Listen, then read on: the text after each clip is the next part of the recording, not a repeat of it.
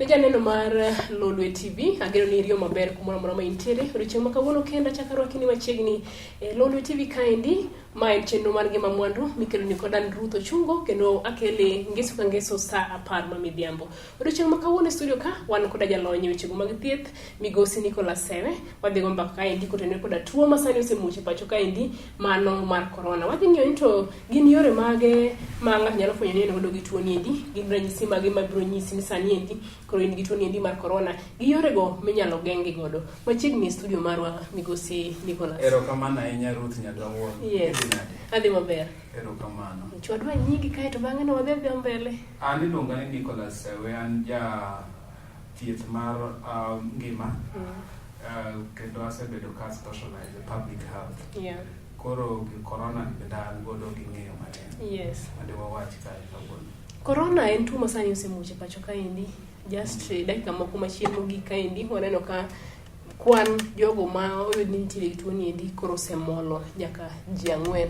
Nyocha ka en ji 3, sani koro osewuok ni ji 4 ma nigi tuo niendi mar corona. Dange ler ne janeno mar Lolwe TV to corona niendi dibed ni en gima olos gi lwet dhano koso corona en tuo machalo nade? Kada kuong chako, corona en viral disease. Koro viral ni en osebedo ka nyimine ne moko nitiere ariyo miluongo ni MERS gi SARS. Mano osebedo ka oyudi e piny mar Saudi Arabia kocha. To SARS bende osebedo ka nomako ji kata e Kenya ka ndalo moko miluongo ni severe respiratory tract infection. Koro corona en viral disease, ok olose gi lwet dhano. Koro wan kaka jok ma deal gi gik mag thieth wawacho ni en tuo kaka tuo mamoko mosedonjo. Sani koro e Kenya ka ji 4 moseyud kode ma ogik kawuono noyud ng'ato achiel. Kamano. Awinjo ka jomoko wacho ni corona wuok kuom le, jomoko wacho ni corona ne wuok kuom winyo. Bedange lernwa ni wach mar corona niendi owuok kuom ang'o? Chakruok mar corona noyudi e piny mar China, mano rumbe higa mokalo. Kane e town matin miluongo ni, ok en kata town matin, en town maduong' miluongo ni Wuhan e China kocha.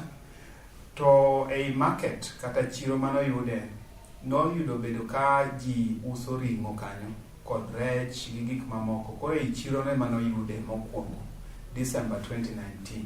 Koro bang' mano to yud ka ochako landore mos ma koro osebet e pinje mang'eny kabisa ma WHO, World Health Organization, declare go kaka a pandemic. Koro kawuono coronavirus osebedo ka landore kuma owuoke. Wanyalo wacho ni kaka jogi ne oyude kar kumiusie e ring'o, onyalo wuok kuom dhano, onyalo wuok kuom le to bire dhano. Ema inyalo yudo ka seche moko iwacho ni kik ibed machiegni gi tinga gik machalo kamago. Possibility nitiere ni onyalo wuok kuom le mobi kuom dhano nikech noyude jok mane handle kata ne mulo ring'o kacha. Chal mana gi MERS mar manoyudi chon chande bende noyud ka wuok kuom camel to biro kuom dhano. Koro sani pod nonro dhi mbele madang' ok owach adier ni dobed machal gi MERS kabisa, but nitiere nonro matin ma results osewuok manyalo confirm ni onyalo bedo zoonotic somehow. Dok aneno ka koro mar MERS nokolandore ahinya kaka masani niendi. To aneno ka masani endi king'iyo kaka kwan ji mosetho worldwide. Yes. Gin kwan mar ji mathoth ahinya. Manyiso ni onyalo ingo MERS no matin. Koso in kaka inene kaka jalony e weche mag thieth. Dangi wacho ang'o? Dipo ka gini dipo ko oeo MERS matin. It's more infectious. Aken man wawach nang'o? Ogamore mapiyo moloyo MERS.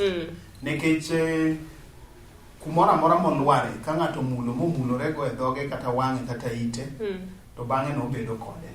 To macha to nyaka ibrithe miyude. Manyiso ni mondo mi corona maka nyaka bed nodonjo mane denda gi kuonde 3 miwachogo: dhok, kaachiel koda wang'. Kamano.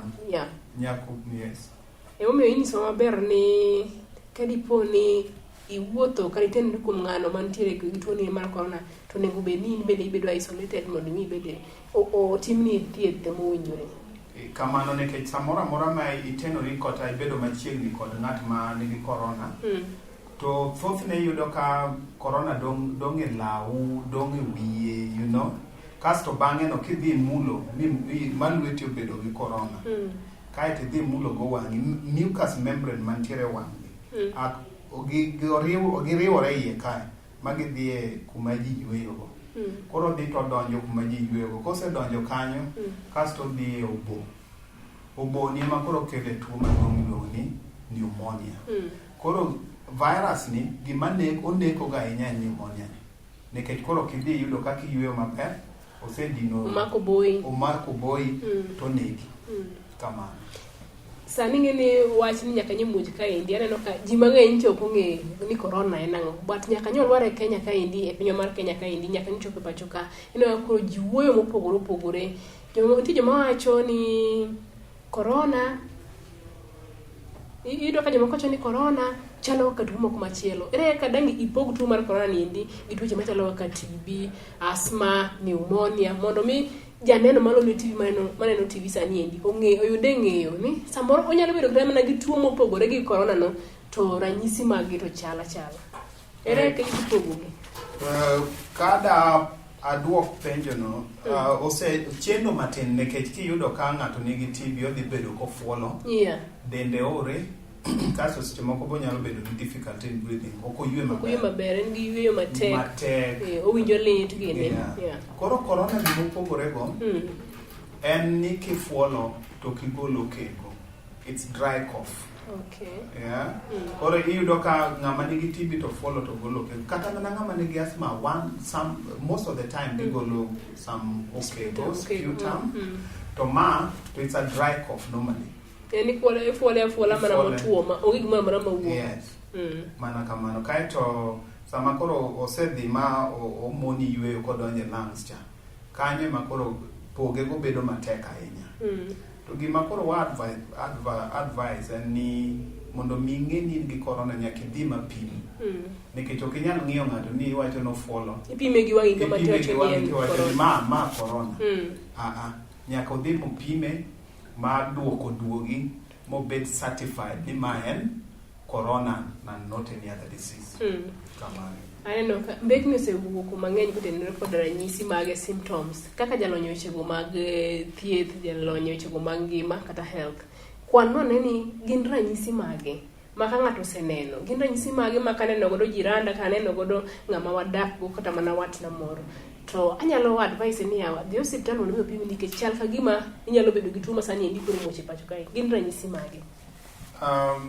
Ranyisi mokwongo nadwa lere matin kaluwore kod seche ma odonjo dendi gi sama koro idhi bedo gi ranyisi.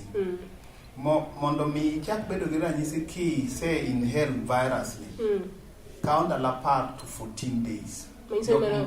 Gimoro ka jumbe ariyo seche moko extend kata 17 depending gi ng'at momako. Ranyisi mokwongo en fuolo ma iluongo ni dry cough kata aonda motuo. Mar ariyo en sneezing kata iluongo nang'o gi dho cha? Gir. Mar adek iyudo ka seche moko sore throat kata duond matuo lit. Mar adek ma koro rach ahinya, kori rami, ok inyal yweyo maber. Liet bende nie dendi ka. Mago e symptoms. Onyiso ni corona intiere gi ranyisi 5. Yes, in fact ranyisi mare dwa chalo mana gi moko gi en mana ni koro nyaka wapim mwayud ni ma en koso ma ok en. Del maore, sore throat, mana duondi mabedo motuo kamano, fuolo, iyudo ka seche moko ok inyal yweyo maber. To thothne iyudo ka jok ma immunity kata rateko mar dendgi odok piny. Ng'at manigi HIV, diabetes, ng'at manigi asthma, kwanza asthma komedore gi corona, koro iyudo ka piny bedo matek nikech koro gidhi ma lungs ok nyal tiyo maber. Gikanyano watimo wawe mane kanyo. Ne janeno Malolo TV puro dhi mbele kaindi gitwake witu nindi mar corona. Kata kamano wang'uke mana gisani wakaw yweyo matin ka waduogo kama indi jalonyo wechego mag thieth migosi Nicholas Sewe dhi lero to tuo kata kute mag corona giendi gitieko ndalo adi ka diponi amulo kaka amulo buk to lwar kaindi gitieko ndalo adi kaindi mondo mi koka githo. Kik iwuok kanyo med mana kete. Assim nimeiva.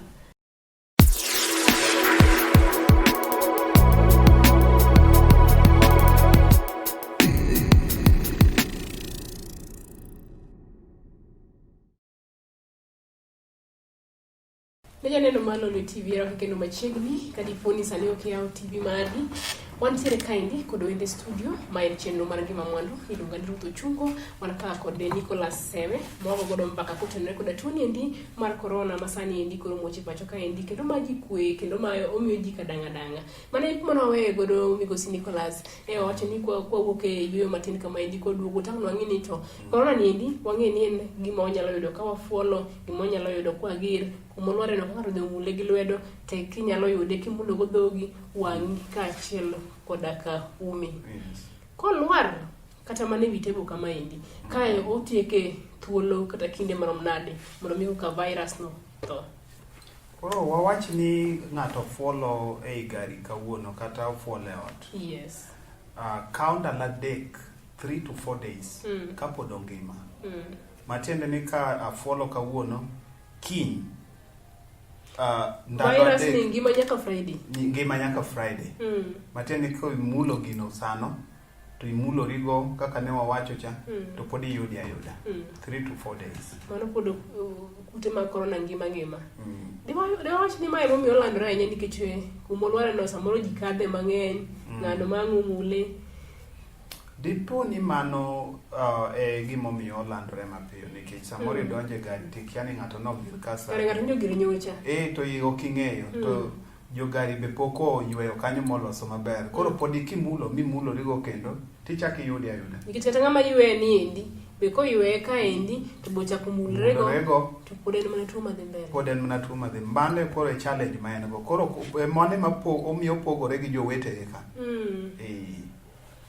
Ing'eni nyaka tuoni nye muche pacho kaendi ji osebedo go mbekni mopogore mara corona kiyweyo kata mana muya ma wadu yweyo to yudore debed ni en airborne disease koso en mana nyaka mul mana surface kaka yude nikech sani endi anyalo ni ji wuoye kama nikech pod waonge gi information mang'eny ahinya kotenore koda tuo nikech en tuo mawuoch mana e Kenya ka e dweni endi ma pod ok wang'eyo mang'eny ahinya. Debed ni onyalo bedo airborne ka jomoko pare ni gin jalony nyalero no. Koro corona ka wang'iyo ka transmission kata wuok kuoma kodhi ng'ato airborne ok en as such. En ni ka ng'ato ofuolo direct koa kuoma to dhi iri tiyude. Lakini mostly nekech gin particles gedongo. Ing'eni nitiere particles kaka mar virus gipogore size. Mare ni dongo, koro mostly ka ng'ato sneeze kata ofuolo to en olwar mana piny. Ok obed suspended e yamo. Okay. Koro mane momiyo kuonde ma olwaregi ema owinjo bed ni wa take care of. Kata lwetwa mwamulogo ema omiyo owinjo bed ni wang'iyo maber.